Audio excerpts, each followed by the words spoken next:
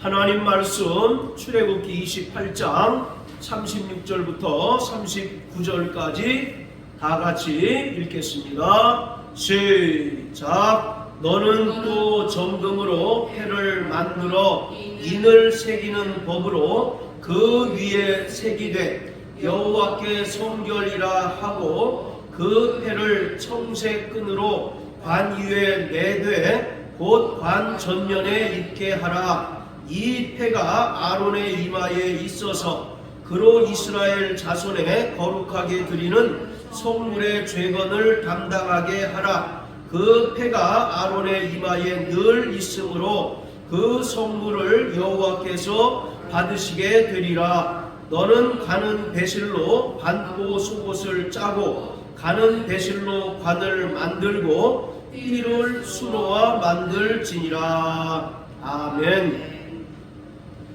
구약의 대제사장과 제사장들은 세마포로 만든 관을 썼습니다. 자, 우리 출애굽기 29장 9절을 한번 봅니다.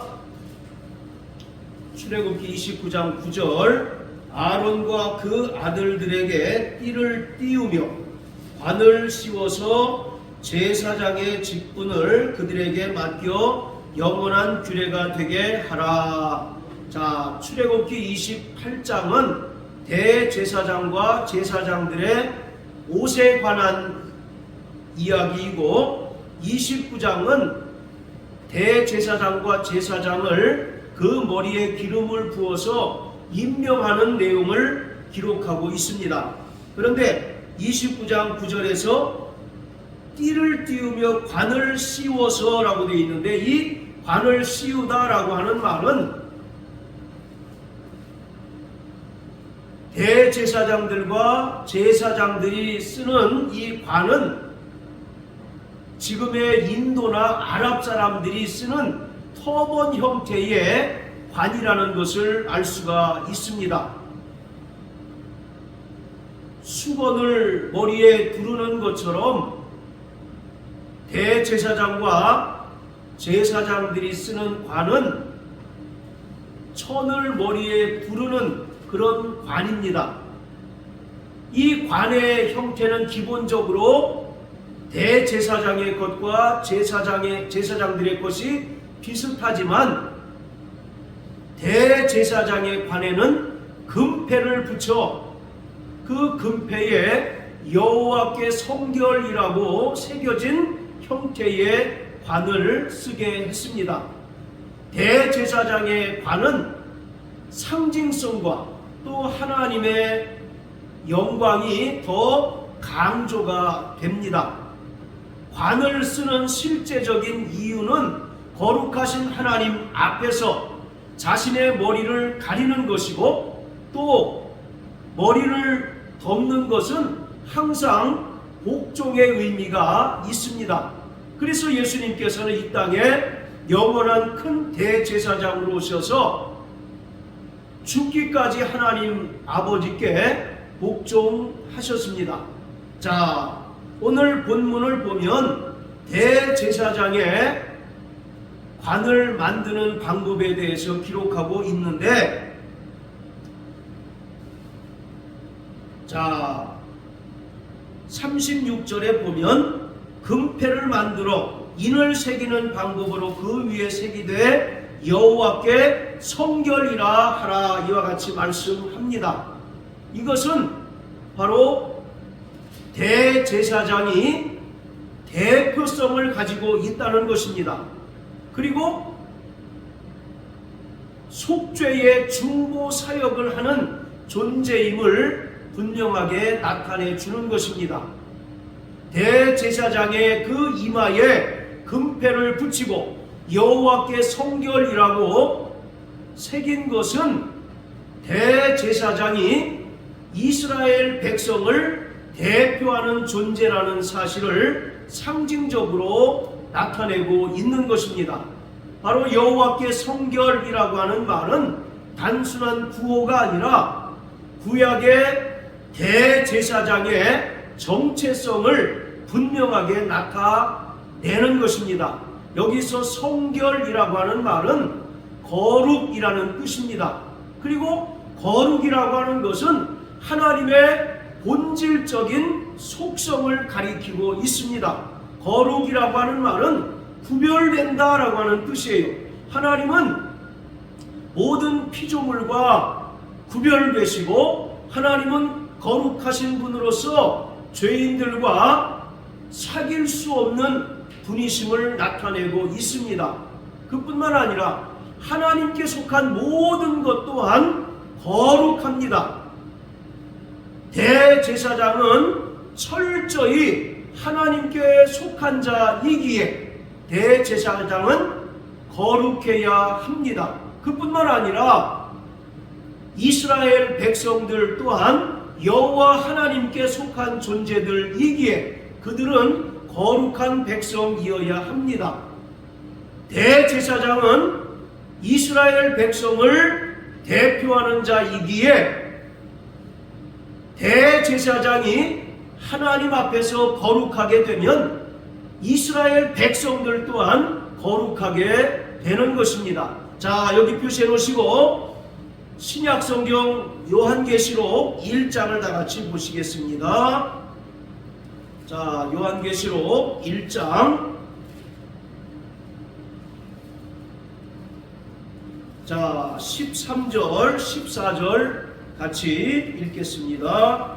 시작. 촛대 사이에 인자 같은 이가 발에 끌리는 옷을 입고 가슴에 금띠를 띠고 그 머리와 털의 희기가 흰 양털 같고 눈 같으며 그의 눈은 불꽃 같고. 사도 요한이 환상 중에 예수님을 바라본 내용을 기록하고 있습니다.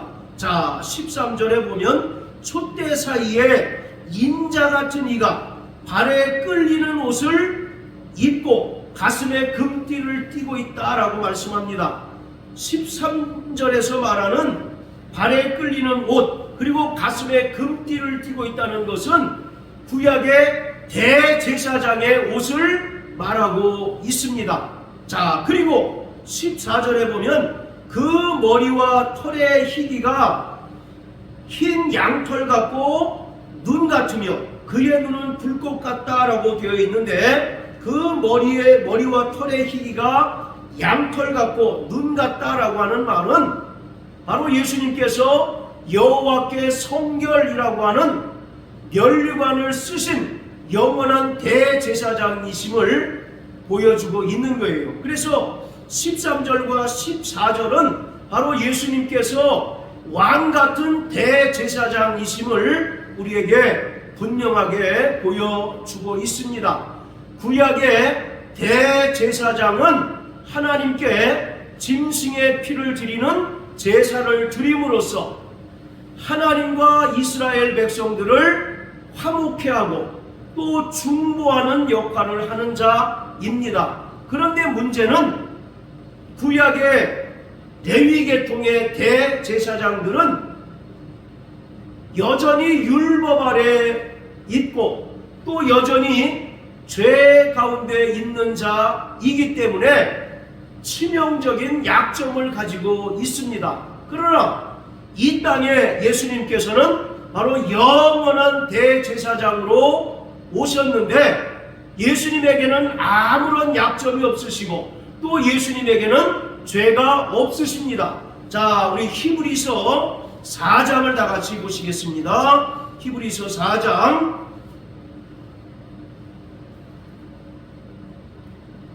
자, 14절부터 16절까지입니다. 시작. 그러므로 우리에게 큰 대제사장이 있으니 승천하신 자 곧 하나님 아들 예수시라. 우리가 믿는 도리를 굳게 잡을지어다. 우리에게 있는 대제사장은 우리 연약함을 체휼하지 아니하는 자가 아니요 모든 일에 우리와 한결같이 시험을 받은 자로되 죄는 없으시니라. 그러므로 우리가 긍휼하심을 받고 때를 따라 돕는 은혜를 얻기 위하여 은혜의 보좌 앞에 담대히 나아갈 것이니라. 자, 예수님께서는 이 땅에 큰 대제사장으로 오셨어요. 그리고 우리 인간의 모든 연약함과 모든 시험을 친히 감당하셨습니다. 그러나 큰 대제사장으로 오신 예수님께서는 죄가 없으시기 때문에 인간의 모든 죄를 대신 담당하셨고 인간의 모든 죄를 친히 짊어지셨습니다. 자, 이처럼 구약의 대제사장들은 짐승의 피를 드리는 제사를 드림으로써 하나님과 인간 사이를 화해시키고 또 중보하는 역할을 하는 자입니다. 그런데 말씀드린 것처럼 그들에게 치명적인 약점이 있어요. 그들은 여전히 율법 아래 있는 죄인이고 또 죄의 문제가 해결되지 못한 존재라는 것입니다.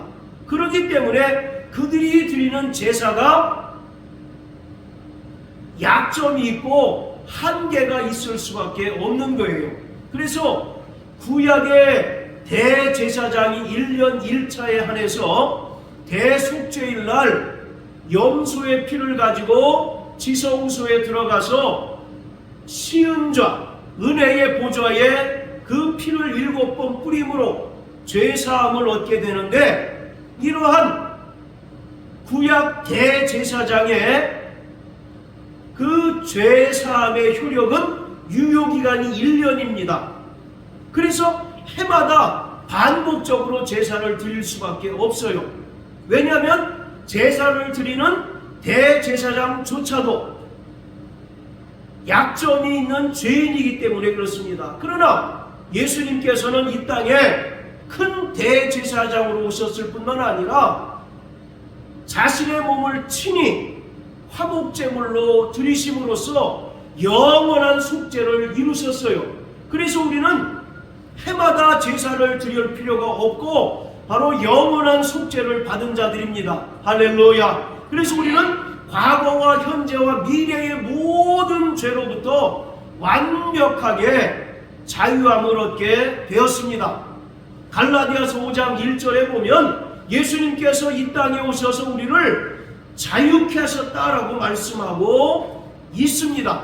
이처럼 구약의 여호와께 성결이라고 하는 그 글귀가 쓰여진 금패를 달고 하나님께 나아가는 이 대제사장은 바로 영원한 큰 대제사장으로 오신 바로 예수 그리스도를 예표하고 있는 것입니다. 그러니까 구약의 이러한 대제사장의 모든 역할이나 대제사장이 쓰고 있는 그 관에 여호와께 성결이라고 쓰여진 그 글귀가 가진 그 의미가 바로 예수 그리스도로 말미암아 완벽하게 성취되었다는 것입니다. 할렐루야. 바로 머리라고 하는 것은 권위를 상징합니다. 그리고 머리는 신체의 모든 부분을 통제하고 지배하죠. 따라서 예수님께서 교회의 머리로서 그리스도의 몸된 교회를 통치하시고 지배하십니다. 요한계시록 1장 13절에 보면 촛대 사이에 다니신다라고 하는 말은 바로 이 촛대는 교회를 말하고 있습니다. 그리고 촛대 사이에 다니신다는 것은 교회의 머리 되신 예수님께서 모든 교회를 다스리시고 통치하신다는 것을 말하고 있어요. 자, 이처럼 머리라고 하는 것은 권위를 상징합니다.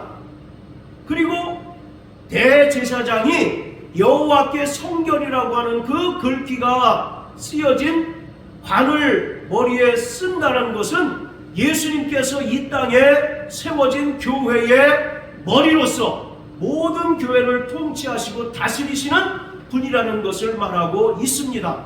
자, 그리고 머리는 지혜를 상징합니다. 지혜는 바로 경험에서 우러나오는 거죠. 자, 우리 잠언서 16장을 다 같이 보시겠습니다. 잠언서 16장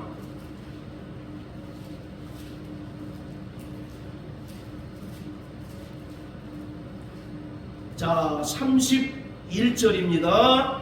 시작. 백발은 영화의 면류관이라 의로운 길에서 얻으리라. 자, 백발은 뭐라고요? 영화의 면류관이다 라고 말합니다. 자, 또 20장 자 29절입니다. 시작. 젊은 자의 영화는 그 힘이요 늙은 자의 아름다운 것은 백발이니라. 자, 잠언서 16장 31절에는 백발은 영화의 면류관이고, 또 20장 29절에는 늙은 자의 아름다운 것은 백발이다 라고 말씀합니다. 아까 우리가 먼저 읽은 계시록 1장 14절에서 사도 요한이 환상 중에 인자 같으신 예수님을 바라봤을 때 예수님의 모습이 어땠습니까? 그 머리와 털이 바로 흰 양털과 같고 또 눈과 같이 희다라고 말씀하고 있습니다. 이 모습은 정확하게 구약의 대제사장이 하나님께 나가기 위하여 여호와께 성결이라고 하는 그 글귀가 새겨진 금패를 담은 금패가 달린 그 관을 쓰고 하나님께 나가는 모습을 보여주고 있는 것이에요. 그렇기 때문에 바로 예수님께서 교회의 머리이십니다. 할렐루야. 구약의 대제사장이 이스라엘 백성을 대표하여 하나님께 제사를 드리고 또 죄사함을 받는 것처럼 구약의 대제사장이 여호와께 성결이라고 하는 그 글귀가 새겨진 금패를 단 관을 쓰고 하나님께 나가는 모습은 예수님께서 이 땅에 오신 큰 대제사장이실 뿐만 아니라 바로 교회의 머리이시며 또 교회를 통치하시는 분이심을 말하고 있는 것입니다. 구약의 대제사장이 하나님의 백성인 이스라엘을 대표하는 것처럼 바로 영원한 큰 대제사장으로 오신 예수님께서는 이 땅에 성령으로 말미암아 세워진 모든 교회의 머리십니다. 할렐루야. 그리고 예수님께서는 교회의 머리로서 모든 교회를 통치하시고 또 모든 교회의 최고 권위자로서 구원받은 성도들은 철저히 교회의 머리이신 예수님께 순종하고 또 그의 말씀에 온전히 순종하는 삶을 살아가야 합니다. 예수님께서는 왕과 같은 대제사장이십니다. 반면에 구원받은 성도들은 베드로전서 2장 9절의 말씀처럼 왕 같은 제사장이에요. 그 계시록에 보면 바로 주님께서 쓰시는 그 면류관과 성도들이 쓰는 면류관이 분명히 다른 것을 볼 수가 있습니다. 예수님께서 쓰신 면류관은 헬라어로 디아데마라고 합니다. 자, 따라해보세요. 디아데마. 이것이 우리가 이제 일반적으로 이야기하는 황제나 왕이 쓰는 면류관입니다. 반면에 성도들이 쓰는 면류관은 스테파노스라고 합니다. 스데반의 이름이 면류관이라는 뜻이에요. 그것처럼 예수님께서는 왕과 같은 대제사장이시고 구원받은 성도들은 왕 같은 제사장입니다. 대제사장과 제사장이 쓰는 관이 이렇게 뚜렷이 구분되는 것처럼 왕과 같은 대제사장이신 예수님께서 쓰시는 그 면류관과 성도들이 왕 같은 제사장인 성도들이 쓰는 면류관이 분명하게 구분되는 것입니다. 자, 이처럼 오늘 출애굽기 28장에 기록된 것처럼 대제사장이 여호와께 성결이라고 하는 그 글귀가 새겨진 금패를 단 관을 쓰고 하나님께 나가는 모습은 바로 예수님께서 모든 교회의 머리시고 또 모든 교회의 통치자이심을 우리에게 분명하게 보여주는 것입니다. 자, 다시 출애굽기 28장으로 돌아가서요. 자, 이것이 대제사장의 관이 우리에게 주는 첫 번째 의미입니다.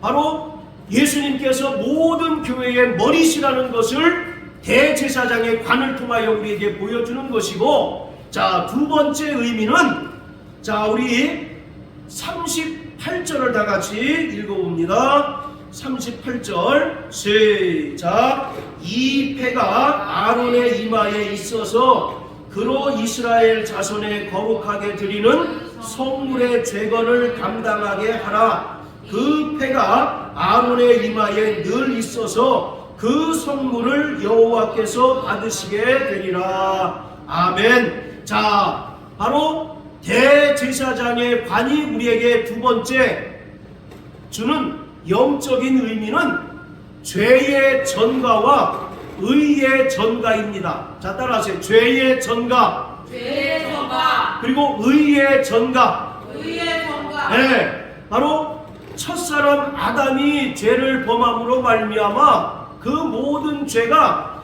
아담 안에 속한 모든 인간에게 전가되었습니다.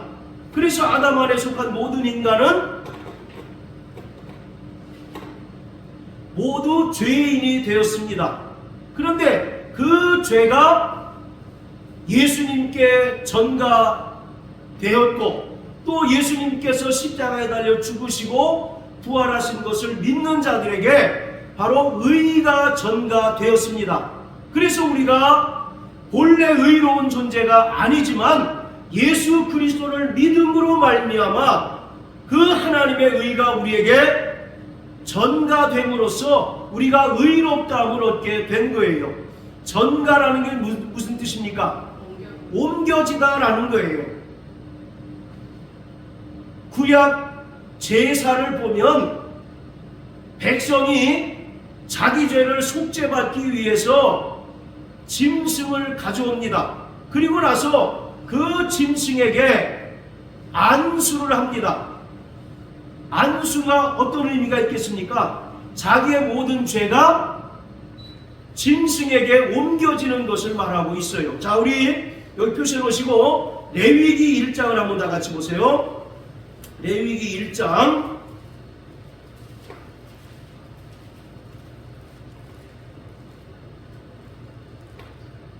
자, 레위기 1장은 이스라엘 백성들이 자기의 죄를 하나님께 사함받기 위하여 제사 드리는 그 절차에 대해서 설명하고 있습니다. 자, 3절 4절만 한번 읽어봅니다. 시작. 그 예물이 소의 번제이면 흠없는 수컷으로 회막문에서 여호와 앞에 연락하시도록 드릴지니라. 그가 번제물의 머리에 안수할지니 그리하면 연락되어 그를 위하여 속죄가 될 것이라. 자, 그가 번제물의 머리에 안수한다라고 말합니다. 여기서 말하는 안수는 뭐 목사 안수, 무슨 집사 안수할 때 그 안수가 아니라 죄가 그 짐승에게 옮겨지도록 하는 것을 말하고 있습니다. 그러니까 죄인이 자신의 죄를 하나님께 사함받기 위하여 번제물을 가지고 옵니다. 그래서 먼저 제사장에게 그 짐승이 하나님 받으시기에 합당한 것인지 혹은 흠결이 있는 것인지 여부를 먼저 검사를 받아요. 그래서 거기서 통과가 되면 그 후에 제사를 드리는 자는 그 짐승의 머리에 안수를 합니다. 이것은 자기의 죄를 그 짐승에게 전가시키는 겁니다. 자, 또 레위기 16장을 다 같이 한번 보십시오. 레위기 16장.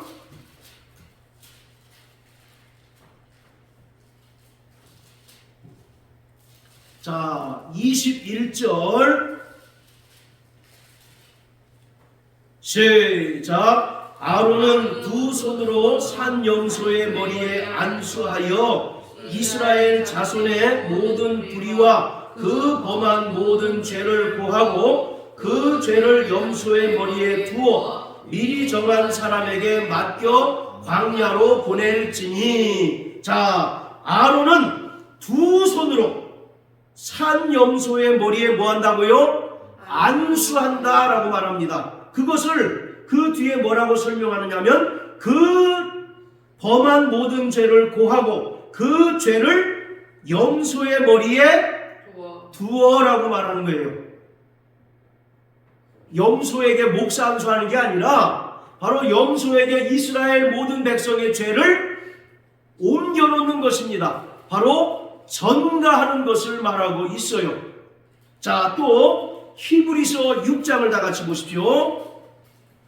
히브리서 6장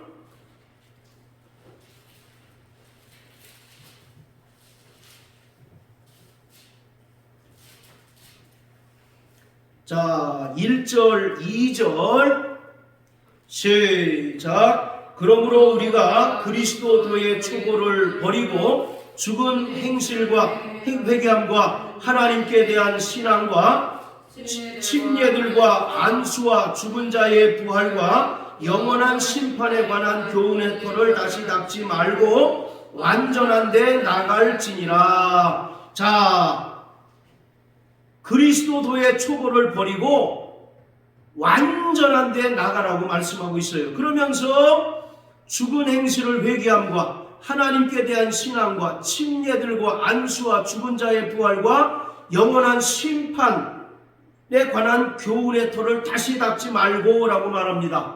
지금 1절과 2절은 구약 성막 중에서 성막들에서 이루어지는 예수님의 속죄 사역을 말하고 있습니다. 여기서도 안수라고 하는 말이 나오죠. 이것은 레위기 1장 4절의 말씀처럼 하나님께 죄사함 받기 위하여 짐승을 가지고 온 자가 그 짐승에게 자기의 죄를 옮기는 바로 안수를 말하고 있습니다. 그리고 거기 침례들과 라고 되어 있는데 침례들 이렇게 복수로 되어 있어요. 이 침례들은 뭘 얘기를 할까요? 유대인의 정결예를 말하고 있습니다. 레위기 1장에 보면 짐승을 제사를 드리는 사람이 직접 잡도록 되어 있어요. 새를 제외한 다른 짐승은 제사장이 짐승을 잡는 것이 아니라 짐승을 가지고 온 그 제사를 드리는 자가 직접 잡습니다. 왜냐하면 새는 워낙 작기 때문에 잘못하게 되면 뭐 남는 게 없어요. 그래서 제사장이 그 새는 직접 잡지만 그 나머지 짐승을 가져온 자가 그 짐승을 각을 뜨게 되어 있습니다. 자, 그런데 여기서 침례들이라는 것은 그 성막 뜰에 보면 물동이에 물이 많이 준비가 되어 있습니다. 왜 물이 준비되어 있을까요? 네, 손발을 씻는 것뿐만 아니라 짐승의 피를 씻는 그런 용도로 물들이 많이 준비되어 있어요. 그것을 이야기하고 있는 겁니다. 뭐 요한의 침례, 성령 침례 여러 의견이 있지만 그건 결코 아니고 바로 성막들에 있는 물들을 이야기하고 있는 거예요. 자, 다시 출애굽기 28장으로 돌아갑니다. 자, 이처럼 38절에서 이 패가 아론의 이마에 있어서 그로 이스라엘 자손의 거룩하게 드리는 성물의 죄건을 담당하게 하라고 말씀하고 있습니다. 죄건이라는 것은, 이 건이라는 것은 한문으로 하면 허물 건자입니다. 그러니까 죄건이라는 말은 허물과 죄를 말하고 있어요. 에베소 2장 1절에 보면 죄와 허물로 죽었던 너희를 그렇게 말씀한 것처럼 이 죄건이라는 것은 죄와 허물을 말합니다.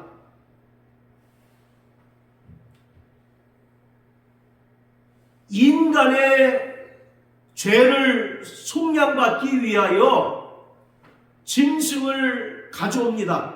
그리고 짐승에게 안수를 함으로써 사람의 죄가 누구에게로 옮겨졌습니까?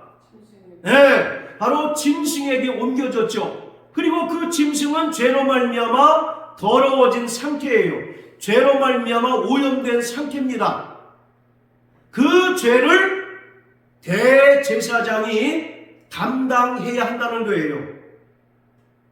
자, 다시 설명드립니다. 죄인이 자기의 죄를 사함받기 위하여 짐승을 제사장에게로 가져옵니다. 그리고 레위기 1장 4절의 말씀처럼 그 짐승의 머리에 뭐합니까? 안수합니다. 안수라는 것은 죄가 옮겨지고 전가되는 것을 말하죠. 따라서 내 죄가 이 짐승에게 옮겨졌어요. 그러니 이 짐승은 이미 죄로 인하여 더러워지고 오염된 상태입니다. 이러한 동물의 죄와 허물을 대제사장이 직접 담당해야 한다는 것을 말하고 있어요. 하나님께서는 죄가 있는 짐승을 제물로 받으실까요? 안 받으실까요? 받지 않으시죠. 하나님은 거룩하신 분이기 때문에 죄와는 구별되신 분이십니다. 그러기에 죄가 있는 짐승의 제물은 결코 받지 않으십니다.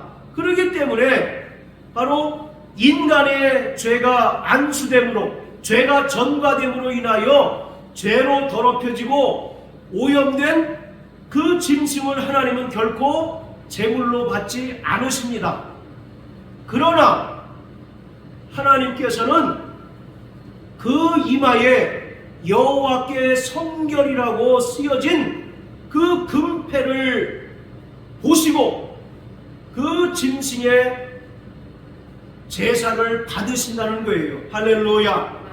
그러면 우리의 죄가 누구에게 옮겨지는 겁니까? 바로 대제사장에게 옮겨지는 거예요.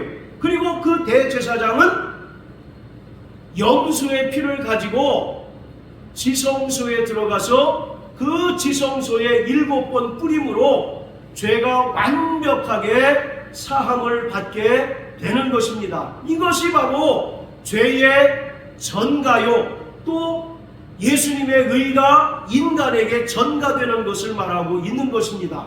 자, 우리 로마서 5장을 다 같이 보십시오. 로마서 5장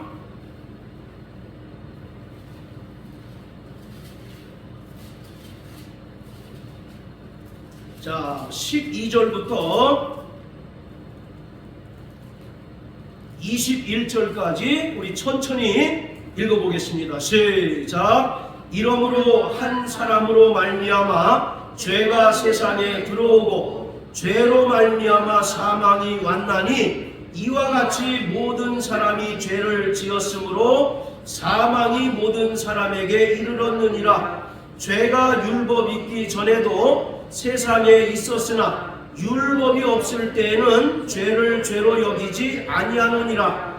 그러나 아담으로부터 모세까지 아담의 범죄와 같은 죄를 짓지 아니한 자들 위에도 사망이 왕노릇하였나니 아담은 오실 자의 표상이라. 그러나 이 은사는 그 범죄와 같지 아니하니 곧 한 사람의 범죄를 인하여 많은 사람이 죽었은즉 더욱 하나님의 은혜와 또는 한 사람 예수 그리스도의 은혜로 말미암은 선물이 많은 사람에게 넘쳤으리라. 또 이 선물은 범죄한 한 사람으로 말미암은 것과 같지 아니하니 심판은 한 사람을 인하여 정죄에 이르렀으나 은사는 많은 범죄를 인하여 의롭다 하심에 이름이니라. 한 사람의 범죄를 인하여 사망이 그 한 사람으로 말미암아 왕노릇하였은즉 더욱 은혜와 의의 선물을 넘치게 받는 자들이 한 분 예수 그리스도로 말미암아 생명 안에서 왕노릇하리로다.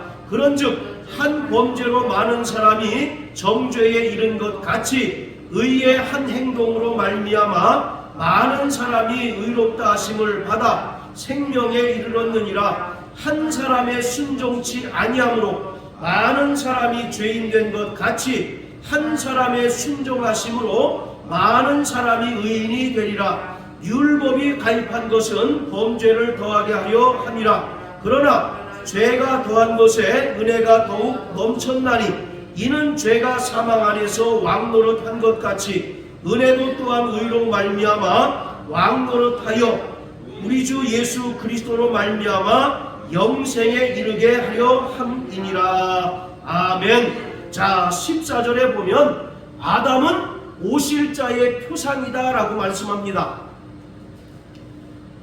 예수님께서는 마지막 아담으로 오셨다는 것을 말하고 있어요. 첫 번째 사람 아담이 죄를 범함으로 세상에 죄가 들어오고 그 죄로 말미암아 모든 사람이 사망의 종노릇하게 되었다라고 말하고 있어요. 이것이 바로 아담으로 인한 죄의 전가입니다. 죄는 결코 유전되는 것이 아니라 바로 전가되는 거예요. 자, 따라하세요. 죄는 유전되지 않고 전가되는 것이다.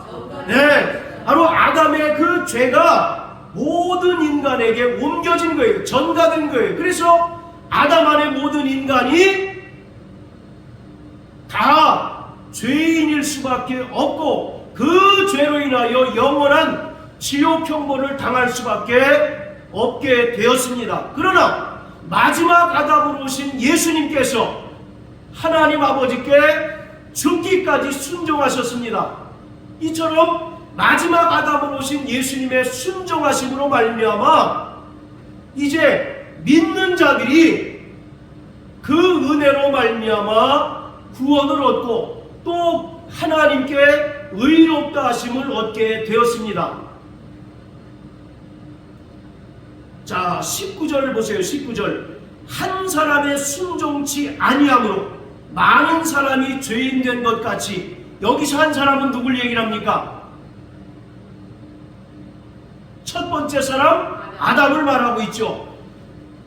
첫 사람 아담이 하나님께서 금하신 선악을 알게 한 나무의 실과를 먹은 즉시 인간에게는 영적인 사망이 이르게 되었고 아담 안에 속한 모든 인간이 다 죄인으로서 그 죄값에 마귀에게 팔린 자들이 되고 말았습니다. 그래서 한 사람의 순종치 아니함으로 아담 안에 속한 모든 인간이 다 죄인이 되었다라고 말씀합니다.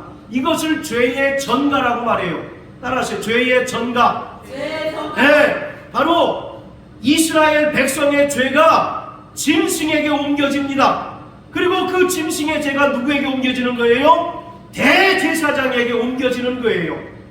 그런데 하나님께서는 대제사장의 그 이마에 여호와께 성결이라고 써있는 그 금패를 보시고 짐승의 죄를 용납해 주십니다. 짐승의 죄를 용납하신다는 것은 결국 누구의 죄가 용서받는다는 얘기입니까? 그게 본래 누구의 죄였어요?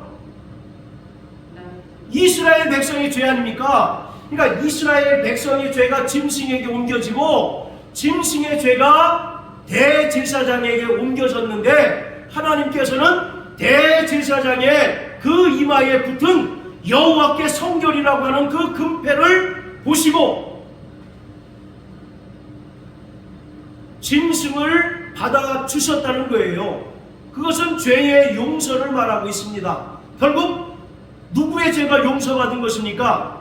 이스라엘 백성들의 죄가 용서받은 것이고 결국 내 죄가 용서받은 것 아니겠습니까? 할렐루야. 자, 이처럼 한 사람의 순종치 아니함으로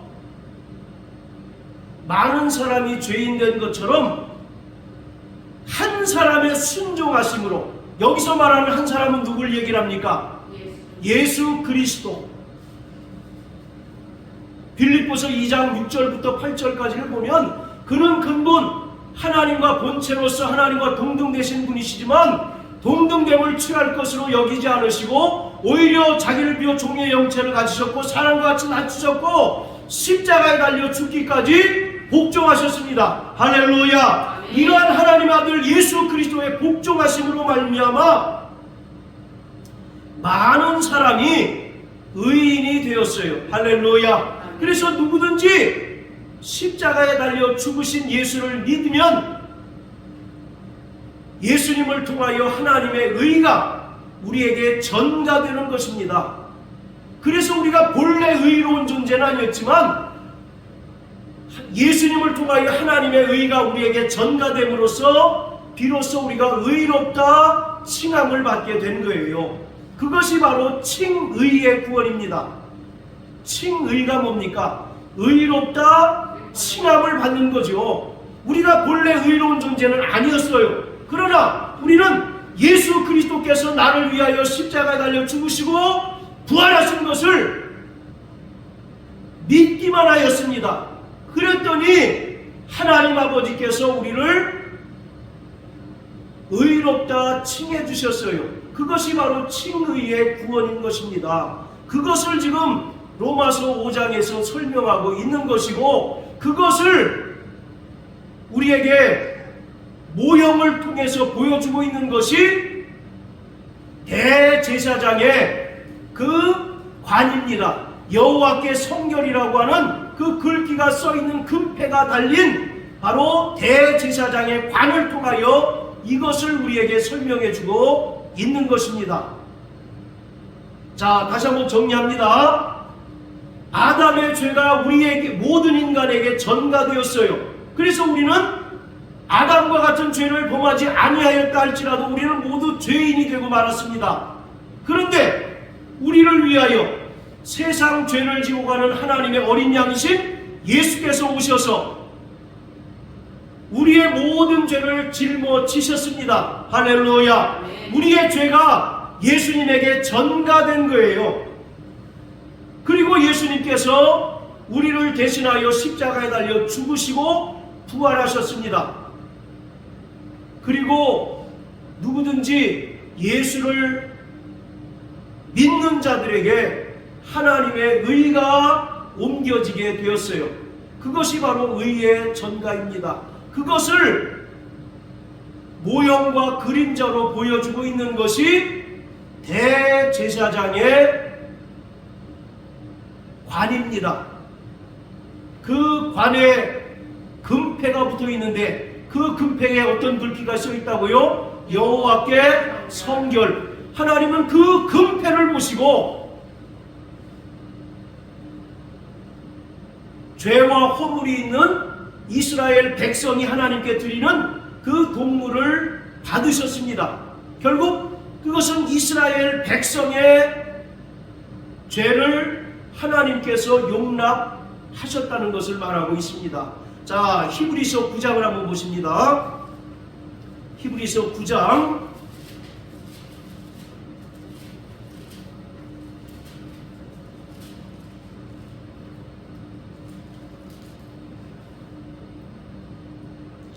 자, 9절부터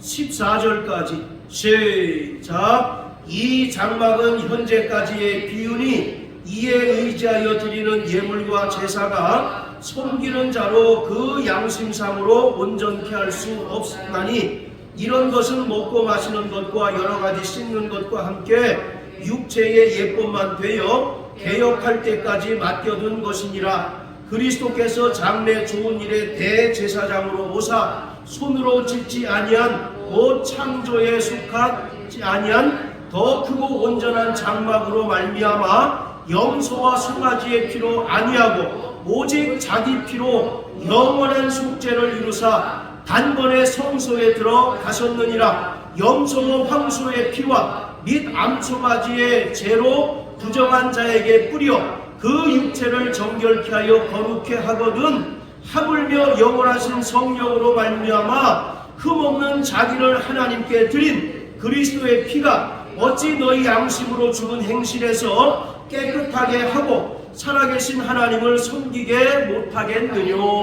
자, 구약의 모세가 지은 성막은 모두 예수 그리스도에 대한 하나의 모형과 그림자라는 겁니다. 그것은 전부 예수 그리스도를 우리에게 분명하게 보여주는 하나의 표적이에요. 그리고 그곳에서 대제사장이 1년 1차에 한해서 하나님께 드리는 대속죄의 제사 또한 예수님께서 이루신 바로 영원한 속죄에 대한 하나의 모형과 그림자라는 것입니다. 특히 오늘 출애굽기 28장에서 말하는 대제사장이 쓰는 관, 그 관에 금패가 붙어 있어서 여호와께 성결이라고 쓰여진 그 금관은 바로 예수님의 그 순종하심으로 말미암아 믿는 자들에게 하나님의 의가 전가되어 구원받게 되었다는 사실을 분명하게 보여주고 있습니다. 그래서 12절에 염소와 송아지의 피로 아니하고 오직 예수의 피로 영원한 속죄를 이루사 단번에 성소에 들어가셨다라고 말씀합니다. 구약의 대제사장은 별도로 죄를 속량받기 위하여 짐승이 필요했죠. 그러나 예수님께서는 이 땅에 예수님 자신이 영원한 대제사장으로 오셨을 뿐만 아니라 자기 몸을 단번에 속죄 제물로 드리셨습니다. 그래서 요한복음 1장에 침례 요한이 예수님을 뭐라고 얘기합니까? 보라, 세상 죄를 지고 가는 하나님의 어린 양이다 라고 말합니다. 즉 예수님께서 이 땅에 하나님께 제사를 드리는 큰 대제사장으로 오셨을 뿐만 아니라 예수님 자신이 세상 죄를 지고 가는 하나님의 어린 양, 즉 속죄 제물로 오셨다는 거예요. 그래서 죄가 없으신 하나님의 아들 예수께서 죄인의 모습으로 십자가에 달려 죽으심으로 그 흘리신 피로 영원한 속죄를 이루어 주셨습니다. 할렐루야. 그것을 우리에게 분명하게 보여주고 있는 것이 대제사장의 관이라는 것입니다. 그래서 우리의 죄가 예수님께 전가되었습니다. 그 결과 예수님께서 십자가에 달려 죽으시고 부활하셨어요. 그러므로 예수님께서 우리에게 의를 전가시켜 주심으로 우리가 비로소 의인이 되었습니다. 우리는 본래 의로운 자는 아니었죠. 본래 불의한 자요, 하나님 보시기에 악한 죄인이었지만 그 죄가, 구약의 이스라엘 백성들의 그 죄가 짐승에게 전가되어서 짐승이 이스라엘 백성을 대신하여 죽었던 것처럼 예수님께서 이 땅에 세상 죄를 지고 가는 하나님의 어린 양으로 오셔서 우리를 대신하여 십자가에 달려 죽으셨어요. 이것이 바로 죄의 전가입니다. 안 됩니다. 이것만큼은, 그럼 우리는 여전히 죄인일 수밖에 없는 거죠.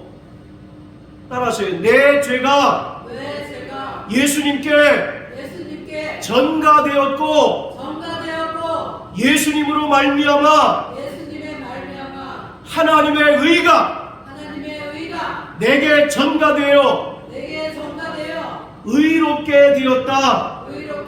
할렐루야. 이것이 바로 죄의 전가와 의의 전가인 것입니다. 그것을 보여주고 있는 것이 여호와께 성결이라고 하는 그 글귀가 새겨진 금패가 달린 대제사장의 관이에요. 그러니까 이 대제사장의 관은 두 가지 영적인 의미를 가지고 있는 겁니다. 첫째, 예수님께서 교회의 머리시고 또 모든 교회를 통치하시는 분이라는 그런 의미이고, 또 예수님으로 말미암아 우리에게 하나님의 의가 전가됨으로써 우리가 비로소 의롭다함을 얻게 되었다는 것을 보여줍니다.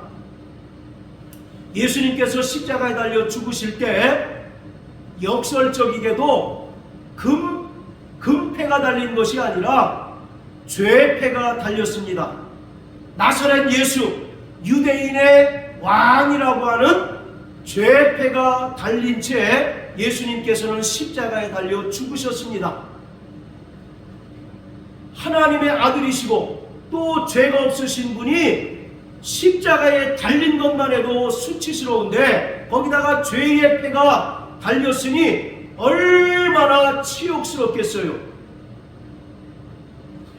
그렇게 예수님께서 치욕을 당당하심으로 우리의 죄가 예수님께 옮겨졌습니다. 할렐루야.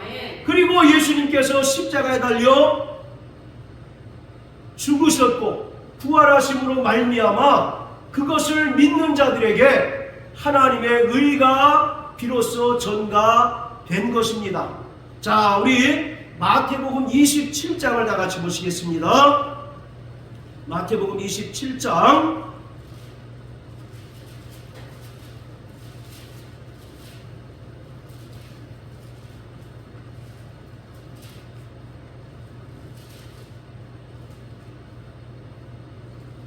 자,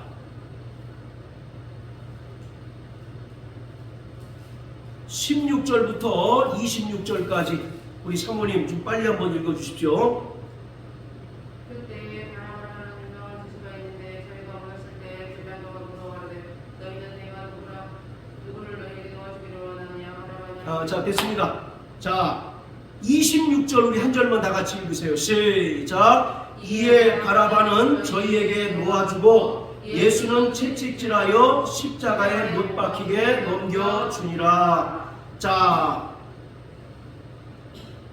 15절을 보면 명절을 당하면 총독이 무리의 소원대로 죄수 하나를 놓아주는 전례가 있었답니다.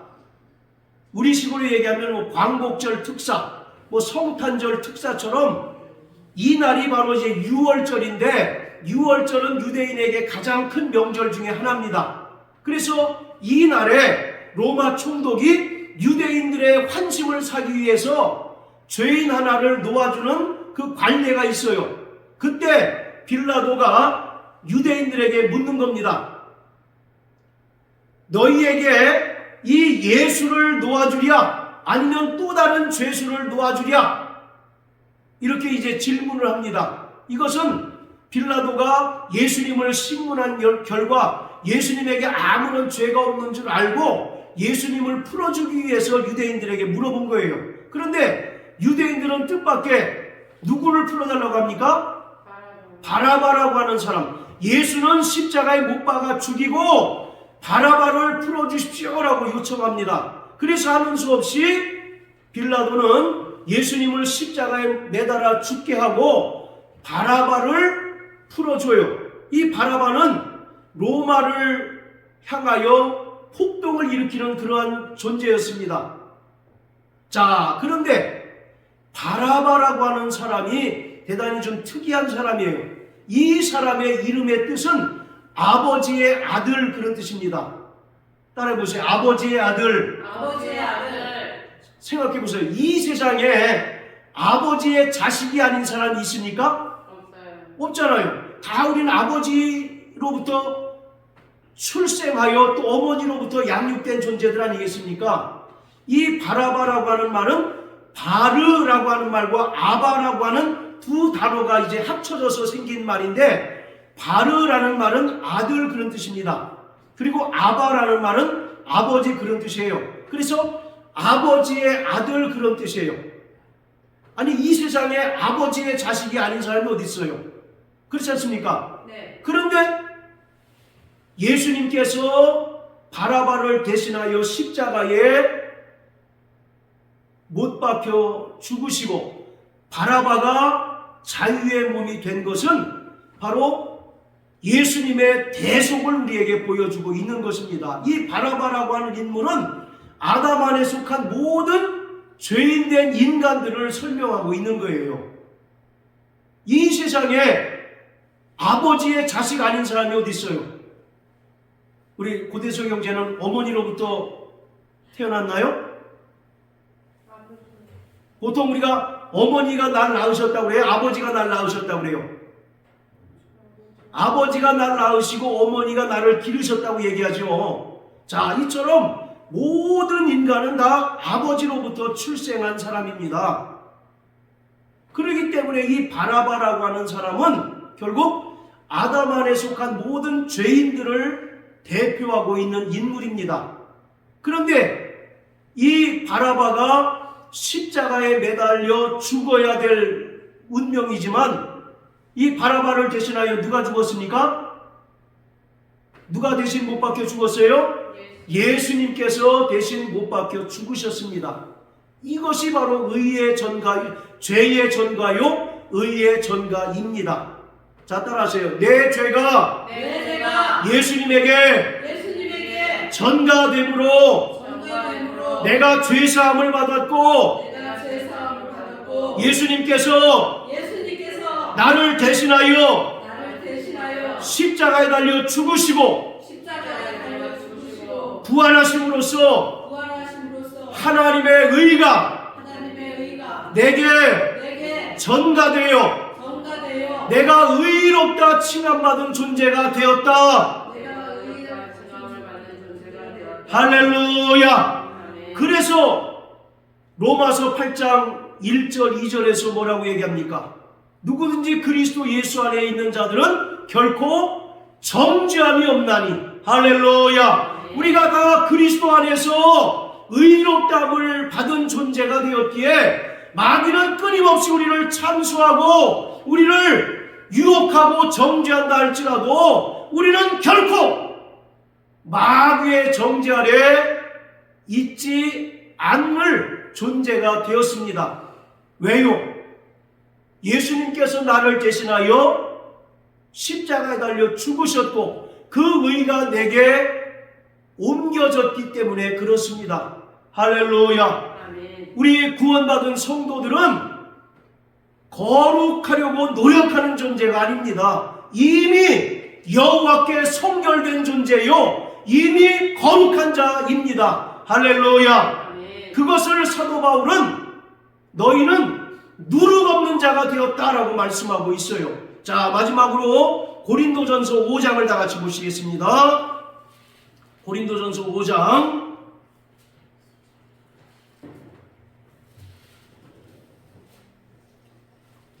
자 7절 8절 같이 읽겠습니다. 시작. 너희는 누룩 없는 자인데 새 덩어리가 되기 위하여 묵은 누룩을 내어버리라.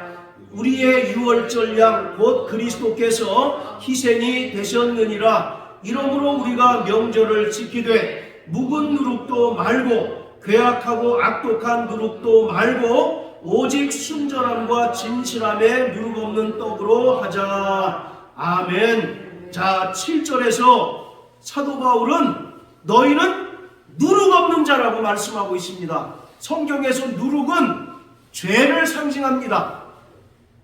그러니까 누룩 없는 자라는 얘기는 무슨 말이에요? 우리가 완벽하게 죄사함을 받은 존재가 되었다는 것입니다. 할렐루야. 완벽하게 예수님으로 말미암아 거룩한 자가 되었다라고 말씀하고 있어요. 그렇기 때문에 우리 안에 있는 묵은 누룩을 끊임없이 내어버리라고 말씀합니다. 여기서 말하는 묵은 누룩은 뭘 얘기할까요? 과거 옛사람의 죄의 습관들, 여전히 끊어버리지 못한 그 죄의 유혹들, 죄의 습관들을 바울은 묵은 누룩이라고 말씀하고 있어요. 그래서 너희는 누룩 없는 자, 즉 예수님의 그 십자가 죽음과 부활로 말미암아 이제 죄사함 받은 자요, 또 근본적으로 거룩한 자가 되었으니 너희에게 남아있는 묵은 누룩을 내어버리라고 말씀하고 있습니다. 내게 어떤 묵은 누룩이 있는가를 잘 살펴보십시오. 여전히 내가 끊어내지 못한 과거 옛사람의 죄의 습관이나 습성이 있는가 돌이켜보시고 그것들을 끊어내라고 말씀하고 있습니다. 할렐루야. 자, 그리고 8절에 뭐라고 얘기합니까? 이러므로 우리가 명절을 지키되 묵은 누룩도 말고 괴악하고 악독한 누룩도 말고 오직 순전함과 진실함에 누룩 없는 떡으로 하자. 오직 예수의 피로 죄사함 받고 거룩한 삶을 살아내자라고 말씀하고 있습니다. 할렐루야. 사랑하는 성도 여러분, 우리에게 죄사함의 기쁨이 충만하게 되시길 주의 이름으로 축복합니다. 예수님께서 우리의 죄를 친히 담당하셨어요. 예수님의 사랑은 우리의 죄를 짊어지신 것입니다. 아무도 그 죄를 짊어질 수 없어요. 부모라 할지라도 내 죄를 담당할 수 없습니다. 왜? 부모 역시 죄인이기 때문에. 그러나 예수님께서는 이 땅에 영원한 큰 대제사장으로 오셨고 우리의 모든 연약함을 체휼하셨고 모든 시험을 당하셨으나 그런 죄가 없으신 분이십니다. 그러한 예수님께서 우리의 모든 죄를 담당하시고 우리의 모든 죄를 짊어지셨기에 우리는 비로소 죄사함을 받은 자입니다. 비로소 누룩 없는 떡이 된 자들이에요. 그렇기 때문에 우리에게 항상 죄사함의 기쁨이 충만해야 합니다. 여러분들에게 죄사함의 기쁨이 있게 되시길 예수님 이름으로 축복합니다. 세상살이가 고달프고 살기가 점점 팍팍한 그런 시대를 우리가 살아가게 될 것입니다. 그럴지라도 우리에게 결코 없어져서는 안 될 것이 죄사함의 기쁨입니다.